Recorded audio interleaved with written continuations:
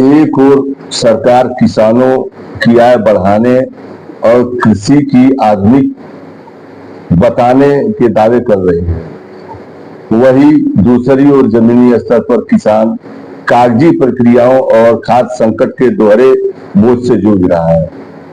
गांव-गांव से उठ रही आवाजें बताती हैं कि खेती से ज्यादा समय अब किसान सरकारी दफ्तरों और ऑनलाइन प्रक्रियाओं में लगा हुआ है। किसी भी सरकारी योजना का लाभ लेना है तो खाद खरीदनी हो, सबसे पहले पंजीकरण कराओ, फिर ई-केवाईसी, उसके बाद एनपीसीआई लिंक कराओ, फार्मर रजिस्ट्री बनवाओ, दोबारा ई-केवाईसी कराओ, सत्यापन कराओ, आधार की त्रुटि सुधरवाओ और कई मामलों में पैन कार्ड की औपचारिकताओं को पूरी करो। सवाल है कि आखिर किसान खेती करे या कागजों की इस अंतहीन दौर में अपनी जिंदगी खपा दे। सबसे बड़ा संकट खरीफ सीजन में खाद की उपलब्धता को लेकर है।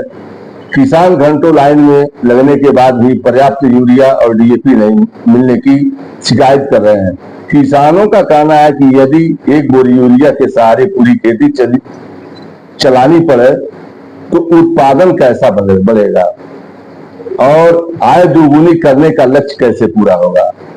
जिले के किसानों का हमेशा हर जगह यही आरोप लग रहा है कि शिकायतों के लिए ऑनलाइन पोर्टल और कार्यालयों के चक्कर लगाने के बावजूद उनकी समस्याओं का समाधान समय पर नहीं होता है। उनका कहना है कि शिकायतें दर्ज तो होती हैं, लेकिन निस्तारण की रफ्तार बेहद धीमी है। इससे किसानों में व्यवस्था के प्रति निराशा बढ़ रही है।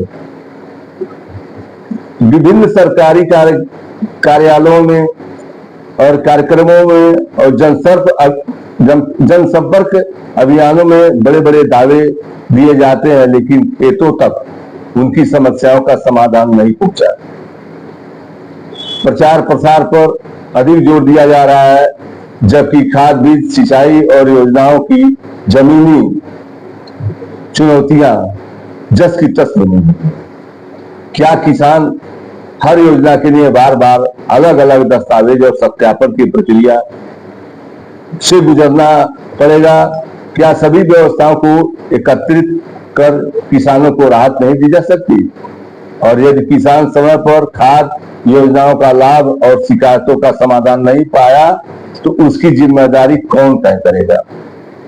सरकारी प्रक्रियाओं को सरल बनाया जाए, बार बार होने वाली औपचारिकताओं को रोक लगाया जाए, खाद की पर्याप्त उपलब्धता सुनिश्चित कराई जाए और शिकायतों का समयबद्ध समाधान हो। किसानों का कहना है कि यदि खेती में अधिक समय कागजी कार्रवाई में ही निकल जाए तो खेती की हरियाली और देश की खाद्य सुरक्षा दोनों पर बहुत बुरा असर पड़ सकता है।